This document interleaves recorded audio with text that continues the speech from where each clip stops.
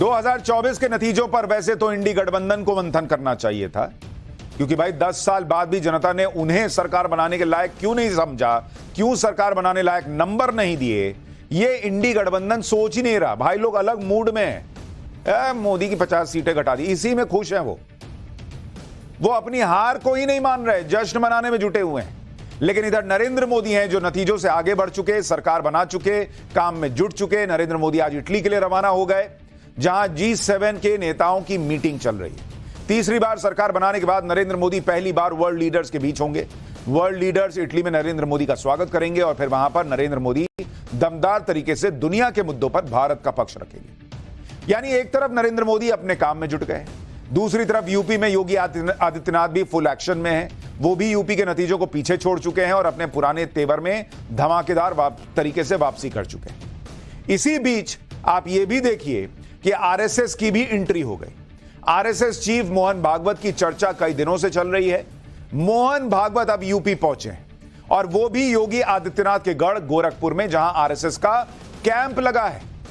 अब ये क्या हो रहा है ये आज समझना बड़ा जरूरी है, क्योंकि मोहन भागवत गोरखपुर में है तो बहुत मुमकिन है कि सीएम योगी से उनकी मुलाकात हो जाए, क्योंकि जो वीकेंड होता है उसमें अमूमन योगी आदित्यनाथ गोरखपुर जाते हैं, जनता दरबार लगता है वहां पर। ऐसे में योगी भी गोरखपुर में होंगे, मोहन भागवत भी गोरखपुर में होंगे, तो संभव है कि दोनों की मुलाकात हो। और यूपी में जिस तरह के नतीजे आए उस पर बीजेपी और आरएसएस के मंथन की चर्चा हर तरफ हो रही है कि भाई अंदर मंथन तो जरूर हो रहा होगा आरएसएस में कि ये क्या हुआ और क्यों हुआ। और एकदम देखिए टाइमिंग देखिए कि अभी इलेक्शन का रिजल्ट आया और यूपी में 5 दिन का कार्यक्रम शुरू हो गया। यूपी में कहां कमी रह गई, कहां सुधार की जरूरत है, ये सीएम योगी भी देख रहे होंगे और आरएसएस के लोग भी सोच रहे होंगे। इसलिए यूपी के लिहाज से आरएसएस प्रमुख का यूपी का यह दौरा बड़ा इंपॉर्टेंट माना जा रहा है। चुनावी नतीजों के बाद पहली बार ऐसा होगा कि संघ प्रमुख मोहन भागवत सीएम योगी से मिल सकते हैं। यूपी में जिस तरह बीजेपी की सीटें कम हुई हैं, उसके बीच मोहन भागवत के दौरे के कई मायने निकाले जा रहे हैं। यह मुलाकात ऐसे वक्त में हो रही है जब मोहन भागवत पिछले कुछ दिनों से अलग अलग मुद्दों पर नसीहतें भी दे चुके हैं। इस संभावित मुलाकात की सिर्फ टाइमिंग नहीं बल्कि जगह भी बड़ी इंपॉर्टेंट है, क्योंकि मोहन भागवत 5 दिन के गोरखपुर दौरे पर है। गोरखपुर योगी आदित्यनाथ का गढ़ है और गोरक्षपीठ और संघ के रिश्ते काफी पुराने हैं। ऐसी खबरें हैं कि शुक्रवार को सीएम योगी गोरखपुर पहुंचेंगे और 14 या 15 जून को संघ प्रमुख से उनकी मुलाकात हो सकती है। हालांकि इसकी अभी कोई पुष्टि नहीं हुई है। इससे पहले साल 2022 में यूपी में बीजेपी की सरकार बनने के बाद या उसके ठीक बाद भी मोहन भागवत गोरखपुर गए थे और सीएम योगी के शपथ ग्रहण से पहले उनसे मुलाकात की थी। साल 2020 में भी मोहन भागवत जब गोरखपुर आए थे तो मुख्यमंत्री योगी आदित्यनाथ ने उनसे मुलाकात की थी। इस वजह से भी माना जा रहा है कि योगी आदित्यनाथ और गोरखपुर जाकर संघ प्रमुख से मिलेंगे, इसकी पूरी संभावना है। मोहन भागवत 5 दिन के दौरे पर गोरखपुर पहुंच गए और गोरखपुर में संघ के कार्यकर्ताओं का कार्यक्रम चल रहा है। मोहन भागवत उसी में शामिल होंगे और वो 17 जून की सुबह तक गोरखपुर में ही रहेंगे। इस कार्यक्रम में यूपी के कई जिलों से संघ के कार्यकर्ता शामिल हो रहे हैं। तो ये अपने आप में बड़ा इंपॉर्टेंट हो गया है कि जैसे रिजल्ट आए उसके बाद यूपी में संघ का इतना बड़ा कार्यक्रम हो रहा है, मंथन चल रहा है। इंडी गठबंधन पार्टी मूड में है। यहां बीजेपी, मोदी, आरएसएस, योगी सब जो है अपना गियर शिफ्ट कर चुके हैं 50 सीट गवाकर। यूपी के नतीजों को लेकर किसी ने नहीं सोचा था कि ऐसा रिजल्ट आएगा। बड़े से बड़े एक्सपर्ट फेल हो गए, क्योंकि कोई ऐसी वजह नहीं लग रही थी कि कोई एंटी बीजेपी या एंटी इनकम्बेंसी दिख रही हो। सब कुछ ठीक दिख रहा था। फिर भी यूपी में बीजेपी और उसके सहयोगियों ने 2019 के मुकाबले 28 सीटें गंवा दी और यह बहुत बड़ी बात है। यूपी में बीजेपी को सिर्फ 33 सीट मिली, सपा को 37 सीट जीतकर वो यूपी में सबसे बड़ी पार्टी बन गई लोकसभा में। जो कांग्रेस अमेठी तक पिछली बार हार गई थी, वो कांग्रेस इस बार अखिलेश से गठबंधन करके 6 सीट जीत गई। मायावती का तो विधानसभा चुनाव से ही बुरा हाल था। उनकी पार्टी लोकसभा में भी 1 सीट तक नहीं जीत पाई, 0 पर सिमट गई। अब यूपी में जिस तरह के नतीजे आए हैं उसमें बीजेपी को कई चीजें दुरुस्त करनी होगी, क्योंकि खराब नतीजों के बाद भीतरघात के आरोप लग रहे हैं और ये खुद बीजेपी के नेता बोल रहे हैं। कई कैंडिडेट बोल चुके हैं भीतरघात की बात कि बीजेपी के अपने नेताओं से ही सपोर्ट नहीं मिला। यूपी में टिकट बांटने के सिस्टम को भी पूरी तरह से ठीक करना होगा, क्योंकि ये बातें भी उठ रही हैं कि कैंडिडेट सिलेक्शन की वजह से कई सीटें गंवा दी बीजेपी। इसके अलावा अधिकारियों के रवैये को लेकर कई बातें कही गई, उस पर काम करने की जरूरत है। बीजेपी ने यूपी में 2014 से लेकर 2022 के विधानसभा चुनाव तक जो जातिगत समीकरण बनाया, उसमें सेंध कैसे लग गई, इसका कारण पता करना भी बीजेपी के लिए बड़ा अहम है। बीजेपी को अब जातिगत समीकरण ठीक करने के लिए नए सिरे से काम करना होगा, क्योंकि 2027 में विधानसभा चुनाव पहले खड़ा है, उसके बाद ना 29 आएगा, अभी तो 27 पहले है। अखिलेश यादव के पीडीए वाले जातिगत समीकरण की काट बीजेपी को ढूंढनी होगी, जो इस चुनाव में हिट रहा। बीजेपी पिछले 4 चुनाव यानी 14, 17, 19 और 22 में पिछड़ा, युवा और महिला वोटर के दम पर एक तरफा जीतती आई। बीजेपी को यह पता करना होगा कि पिछड़े, युवा और महिला में से कौन सा वोटर उसके हाथ से खिसका है, जिस पर उसे जल्द से जल्द काम करना होगा। इसके अलावा अखिलेश यादव और राहुल गांधी दोनों पहले की तुलना में बहुत एक्टिव हो चुके हैं, तो पिछले चुनावों से बहुत ज्यादा काम करना होगा बीजेपी को, क्योंकि बीजेपी को विरोधियों को 2024 के नतीजों से लाइफलाइन मिल चुकी है और आगे ये और ताकतवर हो सकते हैं, ये उनको भी पता है। तो जैसे आपको पता है कि भाई सामने वाला ये सोचे बैठा कि हम तो मैच हार ही रहे, तो उम्मीद ये रहती है कि वो फुल टॉस फेंक देगा, लेकिन 2-3 विकेट गिरते बॉलर में भी जोश आ जाता है कि अभी देखो, अभी इसका बाउंसर मार के माथा फोड़ दूंगा। तो अभी यूपी में जो विपक्ष है उसकी यही हालत है, उसकी गेंद में गति आ चुकी है और अब बीजेपी को कायदे से बैटिंग करनी होगी और यह देखना होगा कि क्यों पिछले 2-3 बैट्समैन आउट हो गए। दलित वोट भी यूपी के नतीजों का एक निर्णायक फैक्टर था, जिस पर बीजेपी को काम करने की जरूरत पड़ेगी, क्योंकि मायावती का अपना वोट बैंक खिसक गया। और अगर आप देखेंगे कि कैसे मायावती फैक्टर इस चुनाव में असर दिखा रहा था, आपको यह समझ में आएगा कि यूपी में क्या हुआ है और क्यों संघ की यह बैठक, बीजेपी का वहां पर मंथन, यह सब बड़ा इंपॉर्टेंट है। अगर आप बीएसपी का वोट शेयर देखेंगे यूपी के अंदर, तो यह अपने आप में बहुत सारी कहानी आपको कहता हुआ नजर आएगा। जैसे 2014 का चुनाव देखिए, 20% वोट शेयर था बीएसपी का, लेकिन सीट कितनी आई थी? सीट आई थी 0। लेकिन 2024 का अगर आप चुनाव देखेंगे, 2024 का जब चुनाव हुआ तो बीएसपी का वोट शेयर खिसक कर हो गया 9.4%, मतलब ऑलमोस्ट आधा, लेकिन सीट अभी भी बीएसपी की 0 है। यानी सीट तो 2014 में भी नहीं आई, 2024 में भी नहीं आई, लेकिन मायावती का जो वोट बैंक था वो ऑलमोस्ट आधे से भी कम हो गया है 10 साल में। अब ये वोट कहां गया ये भी देख लीजिए। सीएसडीएस के सर्वे के मुताबिक जो चुनाव में दलित वोट था, जैसे जाटव मायावती का कोर वोट बैंक है, वो अगर आप जाटव वोट देखिएगा, जाटव वोट जो है वो किधर गया भाई? वो सपा प्लस कांग्रेस की तरफ गया 25%। और ये किसका होता था? पहले बीएसपी का कोर वोटर होता था। बीजेपी के पास गया 24%, 24%, और बीएसपी के पास अभी भी 44% इंटैक्ट है। तो बीजेपी के लिए चिंता की बात यह है कि यह कांग्रेस और सपा के पास चला गया। जो गैर जाटव दलित है, अगर इसी में अगर आप देखिएगा गैर जाटव, उसकी स्थिति क्या बन रही है भाई? गैर जाटव के लिए यह सपा कांग्रेस के पास कैसे कितना गया? 56% चला गया है गैर जाटव। बीजेपी के पास 29% और बीएसपी के पास मात्र 15%। तो यहीं पर जो है वो डेंट लग रहा है। जबकि अगर आप देखिएगा 2019 के इलेक्शन में क्या हुआ था, गैर जाटव दलित 2019 का अगर चुनाव देखिएगा 48% बीजेपी के पास गया था और सपा बसपा का गठबंधन होने पर 42% था, कांग्रेस को मात्र 7% गया था। यानी गैर जाटव दलित वोट मायावती से खिसका और बीजेपी से भी खिसका, और यह खिसक कर एक तरफा समाजवादी पार्टी और कांग्रेस की तरफ चला गया। इसलिए आप देखिए कि अयोध्या जैसी सीट जहां पर अच्छी खासी दलित आबादी है, वहां पर समाजवादी पार्टी जीत गई, क्योंकि समाजवादी पार्टी का कैंडिडेट नॉन जाटव था। अब बीजेपी को इन तमाम फैक्टर्स पर काम करना होगा। योगी आदित्यनाथ तो अपना काम कर रहे हैं, उनको पीएम मोदी ने दिल्ली में ग्रीन सिग्नल भी दे दिया था। दिल्ली में हरी झंडी मिलने के बाद से योगी आदित्यनाथ फिर से एक्शन मोड में दिखने लगे, ताबड़तोड़ फैसले ले रहे हैं। हमने आपको बताया था कि कुछ दिन पहले ही यूपी के विकास के लिए योगी आदित्यनाथ ने 41 बड़े फैसले लिए। आज भी योगी आदित्यनाथ ने यूपी को लेकर बड़े फैसले लिए, जिसमें सभी नगरों में इनर रिंग रोड विकसित करने का फैसला हुआ। नदियों, पोखरों और अन्य जलाशयों पर अतिक्रमण को तुरंत हटाने की बात हुई है। लोगों से जुड़ी समस्याओं को जल्द से जल्द निपटाने का आदेश दिया गया है। सीएम योगी ने आदेश दिया कि नक्शा पास कराने जैसी सामान्य कामों के में बेवजह की देरी नहीं होनी चाहिए। यह सुनिश्चित किया जाए कि हर नगर की महायोजना में हरित क्षेत्र के लिए आरक्षित हो। जहां कहीं भी ग्रीन बेल्ट है वहां किसी भी दशा में नई कॉलोनी न बसने पाए। प्राधिकरणों में अच्छे टाउन प्लानर की तैनाती कीजिए, अपना दायरा बढ़ाइए, आय के नए स्रोत सृजित करिए। यानी योगी अपनी तरफ से हर पेच टाइट कर रहे हैं और उन्हें भरोसा है कि जल्द ही सब कुछ ठीक हो जाएगा, क्योंकि सरकार में तो योगी कोई कसर नहीं छोड़ रहे।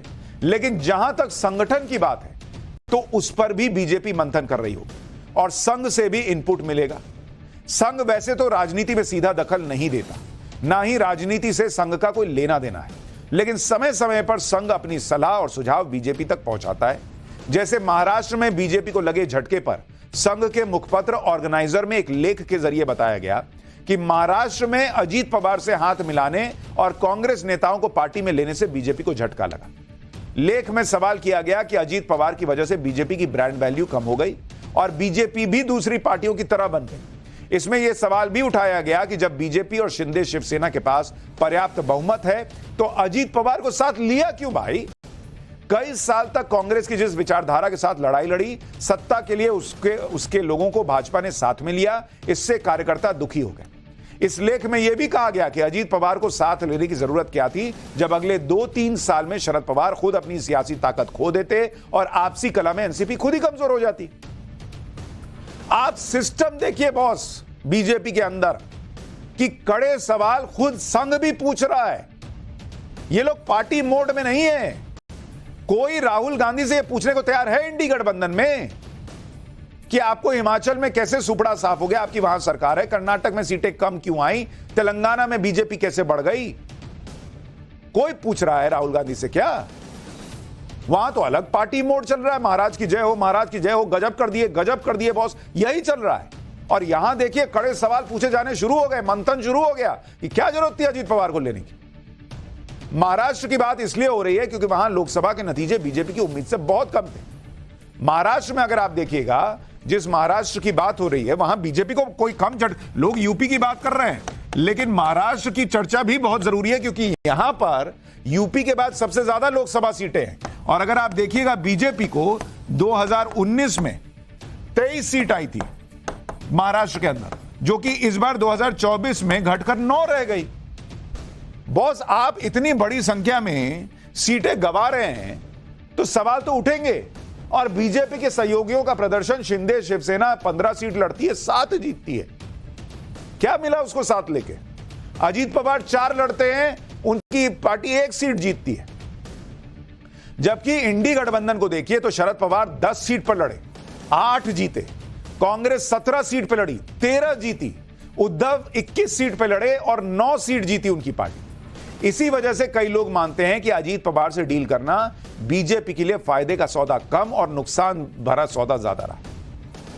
और इतना सब कुछ किस बात के लिए हुआ? कहां से बात शुरू हुई? आप सोचिए, एक छोटी सी बात शुरू हुई थी कि उद्धव ठाकरे को सीएम बनाने के लिए बोला था या नहीं बोला था। उद्धव ठाकरे कह रहे थे मुझे भी 2.5 साल बाद सीएम बनना है।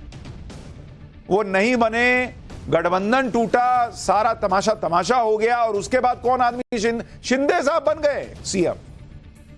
देवेंद्र फडणवीस को डिप्टी सीएम बनना पड़ गया, यह भी हालत हो गई। लेकिन उद्धव ठाकरे नहीं बने सीएम, जो कि नेचुरल एलाई थे बीजेपी के। और आज की डेट में कैसे कैसे एलाई हैं, जो सारे लोग को आप कहते थे कि भाई ये हमारे साथ के नहीं है, वो लोग भी आकर आज बैठ गए बीजेपी के साथ। ये सवाल उठ रहे हैं महाराष्ट्र को लेकर। फिर भी अगर बीजेपी अजीत पवार को साथ लेकर चल रही है तो इसके पीछे वजह यही है कि बीजेपी ऐसा कोई मैसेज सहयोगियों को नहीं देना चाहती कि किसी को साथ लेकर फिर बाद में छोड़ दिया, क्योंकि अभी गठबंधन की सरकार चल रही है। एनसीपी भी इस बात को समझती है कि उसे बीजेपी की जरूरत है। इसलिए अजीत पवार गुट की तरफ से प्रफुल्ल पटेल ने कहा कि राज्य में उनका गठबंधन बना रहेगा। कुछ लोग सवाल उठा सकते हैं, लेकिन इससे गठबंधन पर असर नहीं पड़ने वाला। हमारा गठबंधन अगला चुनाव जीतेगा। बीजेपी का कोई भी सहयोगी हो, वो नरेंद्र मोदी पर पूरा भरोसा करता है। और यही वजह है कि गठबंधन की सरकार होने के बाद भी रिजल्ट वाले दिन से लेकर सरकार बनाने तक, मंत्री बनाने से लेकर विभाग बांटने तक, नरेंद्र मोदी पूरी तरह से ही फ्री हैंड से काम कर रहे हैं और कहीं कोई टकराव अभी तक दिखा नहीं। नरेंद्र मोदी इस मामले में पूरी तरह से रिलैक्स है कि जैसे सरकार चल रही थी वैसे ही सरकार कंटिन्यू करेगी। वही होता दिख रहा है। नरेंद्र मोदी अपने तीसरे कार्यकाल का एजेंडा सेट करने में जुट गए हैं, क्योंकि नरेंद्र मोदी उन नेताओं में से हैं जो नेगेटिविटी या सेटबैक में फंसकर अपनी स्पीड को स्लो नहीं होने देते। और ना ही वो इस इंतजार में रहते हैं कि चीजें अपने आप ऑटो मोड में ठीक हो जाएंगी। इसलिए अगर आप देखिए कि बीजेपी की सीटें भले ही कम हो गई, लेकिन उन्होंने इस सेटबैक को हावी नहीं होने दिया। सरकार तुरंत बनी, काम खटाखट शुरू हुआ। भले कांग्रेस ने कहा था कि खटाखट पैसा आएगा और अब लोग पैसा मांग रहे हैं, वो मिल नहीं रहा, लेकिन काम खटाखट शुरू हो गया नरेंद्र मोदी सरकार में। और इस पचड़े में वो नहीं पड़े कि ये कैसे होगा, वो कैसे होगा, इतनी सीटें कम क्यों हो गई। नंबर गेम के गम में फंसने की बजाय उन्होंने आगे की प्लानिंग शुरू कर दी। तीसरे कार्यकाल में पीएम मोदी अपने पहले विदेश दौरे पर इटली के लिए रवाना भी हो गए। वहां वो G7 समिट में शामिल होने के लिए गए। G7 दुनिया के 7 बड़े देशों का समूह है, जिसमें अमेरिका है, कनाडा है, फ्रांस है, जर्मनी है, जापान है, इटली है, ब्रिटेन है। इसे ग्रुप ऑफ 7 कहा जाता है। अब आप कहेंगे कि जब इसमें इंडिया है, ये नहीं है, तो मोदी जी गए किस लिए भाई? हालांकि भारत G7 देशों का हिस्सा नहीं है, लेकिन वो इटली की प्रधानमंत्री जॉर्जिया मेलोनी के न्योते पर पीएम मोदी G7 समिट में हिस्सा लेने के लिए गए। अगर आपके मन में यह सवाल आ रहा है कि जब भारत G7 का हिस्सा नहीं है, तो फिर इस बैठक में भारत को क्यों बुलाया गया, भारत वहां क्यों गया, तो पहले यह समझिए कि यह पहला मौका नहीं है जब भारत को अलग से G7 देशों के समिट में हिस्सा लेने के लिए बुलाया गया। भारत को अब तक 11 बार G7 की बैठक में विशेष गेस्ट के तौर पर बुलाया जा चुका है और नरेंद्र मोदी को तो लगातार 5वीं बार G7 की मीटिंग का न्योता मिला है। आप इसी से अंदाजा लगा सकते हैं कि G7 देशों के लिए भारत की कितनी अहमियत है। और G7 में शामिल देश ये जानते हैं कि भारत के प्रधानमंत्री नरेंद्र मोदी के बिना किसी भी बड़े अंतर्राष्ट्रीय फैसले पर पहुंचना या उसे फाइनल करना शायद उचित नहीं हो। आज भारत की ये पावर है। G7 देशों के सामने अभी सबसे बड़ी चुनौती रूस यूक्रेन युद्ध, और G7 में शामिल देश ये जानते हैं, मानते हैं कि नरेंद्र मोदी के नेतृत्व में ही भारत वो देश है जो इस युद्ध के लिए गए किसी भी बड़े फैसले में जरूरी इनपुट दे सकता है। पिछले साल जब भारत ने G20 देशों का सफल आयोजन किया था, तो उस वक्त भी नरेंद्र मोदी ही थे जो युद्ध के मुद्दे पर सभी देशों को एक मंच पर, एक पेज पर लेकर आए थे। G20 के दौरान भारत ने कई विवादास्पद मुद्दों पर दुनिया के दूसरे सदस्य देशों के साथ सहमति बनाने में शानदार भूमिका निभाई है। इसके अलावा भारत की दुनिया भर में सबसे तेजी से बढ़ती अर्थव्यवस्था भी G7 में बुलाए जाने की वजह हो सकती है। G7 देशों में 4 देश, फ्रांस, इटली, ब्रिटेन और कनाडा, इन सब की अर्थव्यवस्था टॉप 10 इकोनॉमी के हिसाब से भारत से पीछे है। भारत ही वो इकलौता बड़ा देश है जिसके G7 देशों में शामिल ज्यादातर देशों से अच्छे और मजबूत संबंध भी। ये नए भारत की पावर है और इसीलिए नरेंद्र मोदी को वहां बुलाया गया है कि बॉस आप भी आइए। सब बड़े लोग बैठ रहे हैं, बड़े देश बैठ रहे हैं, तो आपका भी होना जरूरी है बॉस। आपके बिना कैसे चलेगा इंडिया के बिना? तो नरेंद्र मोदी गए वहां।